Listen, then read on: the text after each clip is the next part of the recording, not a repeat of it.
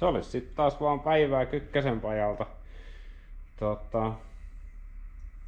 Päivitystä viime kerrasta. Meillä on Ahtimeen vesilinjat löytänyt paikalleensa. Vesijärjestelmä on uudelleen ilmattu ja testattu, todettu toimivaksi paketiksi ja kaikki tuntuisi olevan niin hyvin. Ja saatiin imusarjaan sisään, niin justiinsa itse asiassa imusarjaan noin imutorvet liimattua takaisin paikalleen, mitkä on karkaillut sieltä jo aikoja sitten. Ja sitten meillä on tästä tämmönen projekti, mitä en ihan heti uskonut itse tekeväni, mutta imuputki ja pari ilmasuodatinta. Niin tällaista tässä nyt on sit väsätty niitä pari iltaa. Toki tehty myös hyvin paljon hallissa siivoushommia. Meillä on pahvikuormat lähdössä ja hyllyäkin on vähän uudelleen järjestelty ja vähän koittanut tuota työpöytääkin tossa siivoilla ja järjestellä uudelleen, että olisi sit mahdollisimman hyvä työskennellä. Tämä meidän ihana talvirenttä, se on katsastettu. Virheetön yksilö, ei huomautusta koko leimalapussa, en olisi ikinä uskonut. Itse asiassa sillä käytiin jo räppäämässäkin tossa yksi ilta. Ja no, ei sitä säälitty. Mutta ei siitä sen enempää hyökätään toi imuputken kimppuun, niin saadaan sekin ehkä joku kaunis päivä valmiiksi. Ja oikeastaan sen jälkeen niin tää autohan alkaa olla niin hyvin pitkälti säätöhommia paljon valmiina, että tekniseltä puolelta pari pikkujuttua lisätään sinne sitten vielä tonne varmaan sähköpuolelle, toivon mukaan ainakin. Katsotaan nyt. Mutta joo, ei siinä. Ruvetaan hommiin. Imuputkeen siis no saumat pitäisi siistiä, ajaa alas. Ulkopinta pitäisi röpelöittää. Näkyy jonkun verran tossa, se on pirran kanssa vedetty röpeleksi tuo ulkopinta. Ja sit se mikä tärkeintä, niin no nyt näkyy vähän jotain, niin sisältä pitäisi siistiä aika rajusti.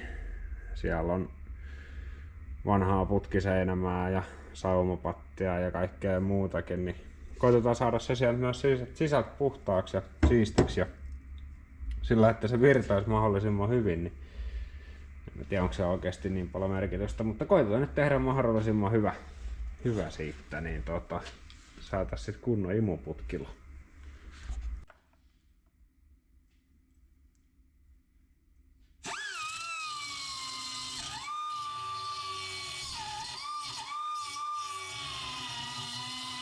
A few moments later. 2 hours later. Eventually. Ja näin on imuputki valmis. Vielä pitäisi toi umpionreikä tosta peitellä. Siellä ne on. Sitten mä tein tonne puskuriin pari tommoista hyvää, tai muutama tommosen hyvä holetsuikkelin. Niin siellä näkyy nyt putsarit sitten. On tavallaan ihan kivan näköinen. Noniin. Tuli hankittua tällainen Tamforsalaisen pöytähiomakone. Ajattelin, että tehdään tämmönen hyvä unboxausvideo tästä sit niinkö samalla. Niin. Katsotaan millainen tuote tämmönen Rapias 100 pöytähiomama siinä mahtaa olla. Sanotaanko näin, että odotukset ei ole kauhean hääppöiset, mutta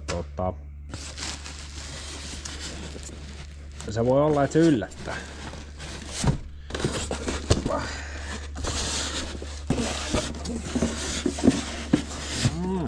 Siellä tuli tommonen pihalle.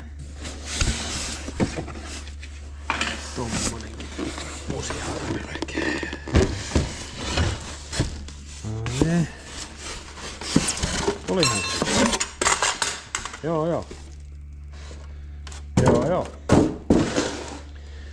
Oikein hyvin on pakattu.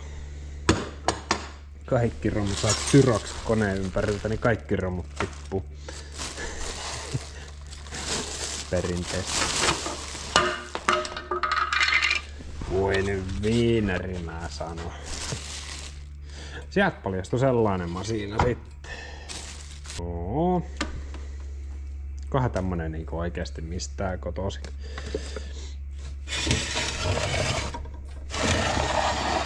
Vähän tommonen systeemi. Joo. Joo, siinä kattokees ihan kulmamitta sitten. Joo, kasausohjeita ei missään nimessä saa käyttää. Sehän on ihan perinteisen suomalaisen miehen sääntö. Että niitä ei missään nimessä. Mut löydettiin ensimmäiset kappaleet, mitkä kuuluu yhteen. Nice. Se kiekko mennöö siihen.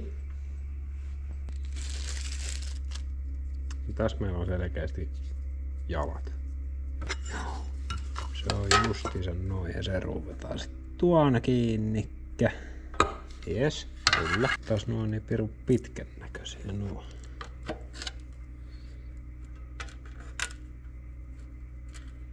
Kyllä se tosta varmaan kasaan painuu. Voisin kuvitella. Tuosta vähän laajempaa. Niin.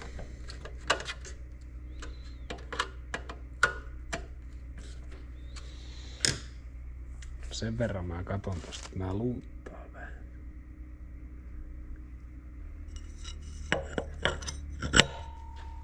Ja hukattais. Tosta kalosta vaan kirjataan vähän tuolta.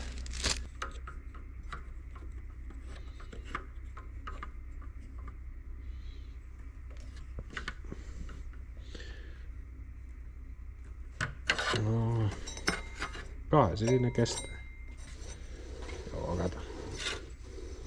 Joo, ruppee pyöriin. Rundaamahan. Hyvältä näyttää, hyvältä näyttää.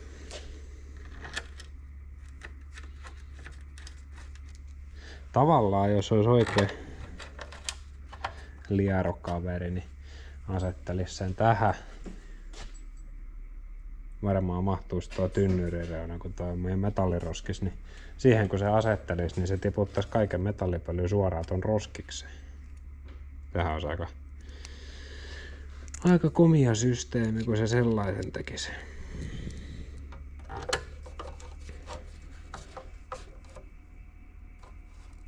Ettekä muuten ikinä arvaa, kuka unohti kiristää tämän. No niin justiis. No meikä mandariini tietenkin. Kukas muukaan? Tavallaan mä veikkaan, että kukaan ei oo niin. Toivon ainakin, ettei kukaan yhtä pölvästi. Kyllä taas. On se piru.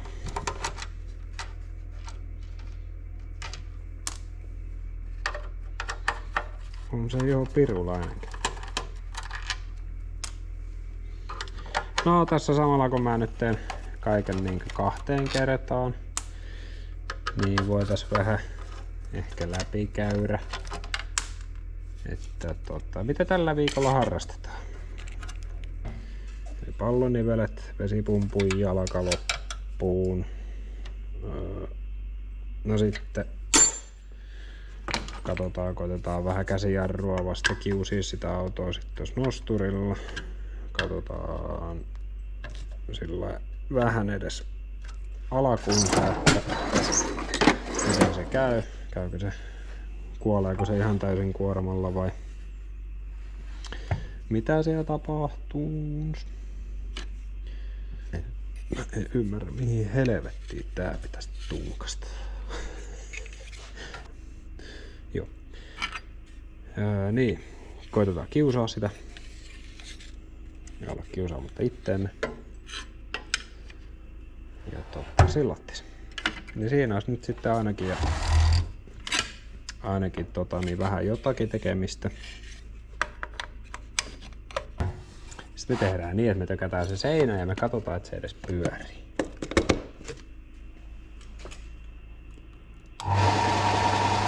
Ja kyllähän se kato pyörii. Siinä se rundaa. Tehdään nyt niin. Laitetaan tää pöytä tähän.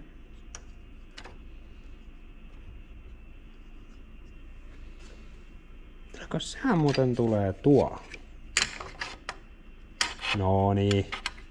Kyllä taas. Voi ihminen olla idiootti. Joo, noni. Noni. Löytyyhän se paikka mihin se kuuluu. Tätä tavallaan nyt itse asiassa ihan ei silleen yhtään törkeämpi systeemi tavallaan se.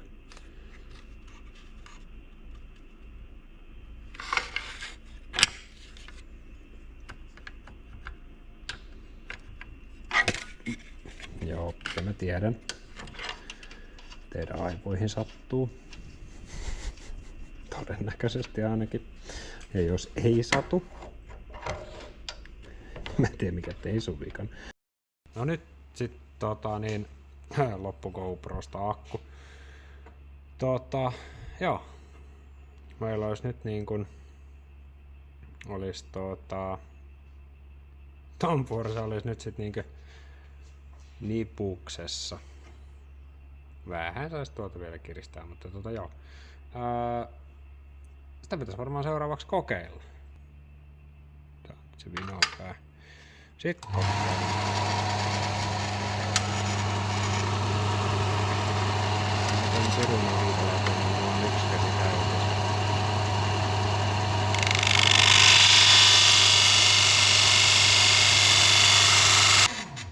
Se jopa suurin piirtein niinkö toimii. Niinkö kuuluskin. Ainakin suurin piirtein. Se on nyt 45 asteessa. Mä en se oikeesti mitään tee, mutta joo. Noniin, se on nyt koeponnistettu. Ei tavallaan yhtään hullumpi laite. Niin kuin sanoin, odotukset ei ole kauhean korkealla tämmöisestä 130 € tuotteesta, mutta jos jotain tekee, niin sehän on pirun hyvä. Enimmäkseen mä ostin tän nyt sitä varten, kun pitäisi pakoputken päät tuohon suoraan putkeen, niin ne pitäisi vähän niin kuin viilata tasoon, samaan tasoon ja samaan kulmaan, niin se voi olla muuten vähän hankala, mutta ei se mitään. Nyt meillä on tällainen, niin ehkä me tällä saadaan se tehty. Joo, mä unohdin vähän niinku kuvailla. Tuli tai mun piti kuvata. Mä vaihdoin, en tiedä kuin hyvin tossa nyt näkyy. Tossa näin. No niin, vaihdoin tuohon alatukivarteen tai pallonivelen molemmin puolin kumihelojen tilalle ja joo. Periaatteessa pyörähti. Joo, mun piti kuvata se kun mä vaihdan ne. Niin muistanut. Unohdin kuvata. Mutta ei se mitään. Tulipahan päivitetty, että nyt se on tehty. Niin. Sitten tein samalla painetestin vielä jäähdytysjärjestelmälle. Hyvä, että tein. Siellä oli aika monta letkuvuotoa. Aika monta semmoista. Ne on nyt fiksattu pois ja hyvältä näyttäisi. Varmaan seuraavaksi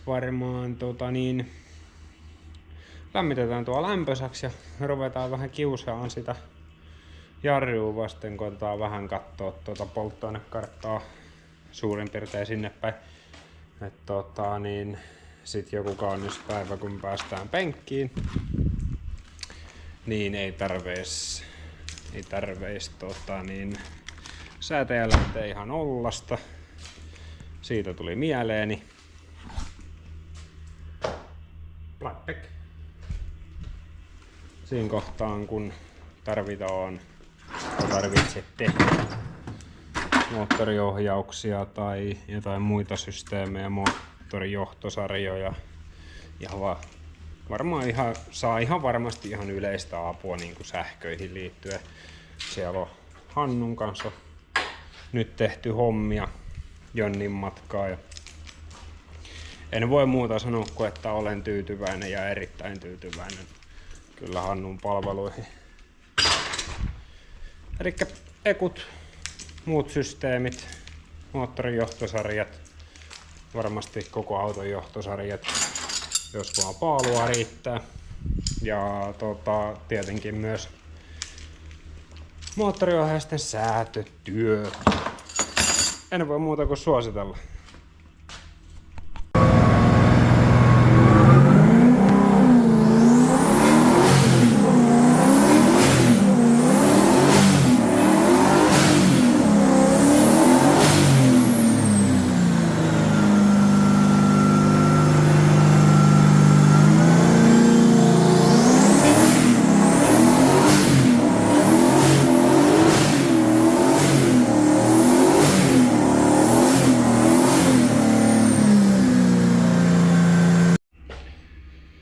Käytiin tossa lauantaina. Käytiin kaverin kanssa ajamassa tuo meidän talviröntän kanssa tuo Hyvinkään jääradalla vähäsen ja se näytti oikeastaan tältä.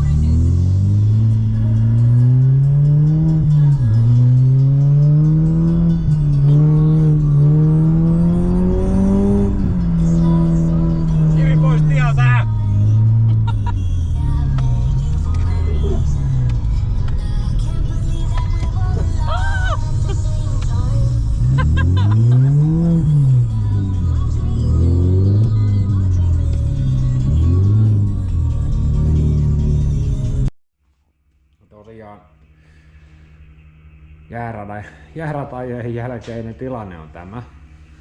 Kilpuri on siirtynyt takaisin omalle paikalleen, koska talvirenttä vaatii hieman huomiota tällä hetkellä. Jäärata-ajot meni aika kivasti. No, sanotaanko näin, että varikon hitaan auto. Ei ollut takarenkaissa hirveämmin pitua. Nämä meidän nastat ei ole missään parhaassa kunnossa. Nastat on erittäin hyvin kulunut ja ne ei oikein tahtonut pitää. Autohan on täysin vakio. Eli siinä on avoperä. Ja no, painoakaan ei ole karsittu, tai ei karsittu ennen ratapäiviä ollenkaan. Tilanne on tällä hetkellä tämä. Meiltä puuttuu puolet pakoputkesta, koska meikämandariinihan peruutti tämä auto niin näppärästi penkkaaseen, että se perkele meni ja otti ja taipu niin pahasti, että se jouduttiin leikkaamaan irti, että päästiin edes kotiin ja jatkaa ajoa siitä. On tilanne, että meillä on tuolta yksi kannake murtunut ja toi on muutenkin toi ylimääräinen jousto, minkä joku on tonne laittanut, niin se on aivan joinkkelissa. Ja no kyllähän sitä tuli kolhittua ja rapsittua sit vähän joka paikkaa. Tästä puuttuu vähän listaa tällä hetkellä. Ja no etupuskurit oli muutenkin vähän korjautu viime linttailujen jäljiltä. Tää koko alaosahan oli karannut helvettiin täältä, niin se on hienosti nippusiteillä ja noilla listoilla nidattu takaisin paikalleen. No sinnehän jäi varmaan kaikki sisälokkarin pätkät jäi sinne saatanan radalle ja kaikki, että kyllä tää niin sanotusti sai mennä tää auto siellä radalla. Mutta kyllä se hienosti otti vastaan kaiken mitä sille annettiin, että jos on pakko sanoa, että on siinä vaan hyvä talviauto, että no pitäisi melkein tuohon pakoputkeen joku ratkaisu tehdä nyt sitten, eli todennäköisesti toi varmaan painaa yhden 30 kiloa toi takapönttökin, niin sekin varmaan lempotaan nyt sitten pois, korjataan toi putki tuohon kannakkeeseen asti ja tehdään loput uutta ja meillä on toi takapuskurin lista on tässä olemassa vielä, niin koitetaan painaa sekin takaisin tuohon paikalleensa vielä, mutta saa nähdä tuleeko pysymään. No niin. Tuleeko pysymään, mutta ei se mitään.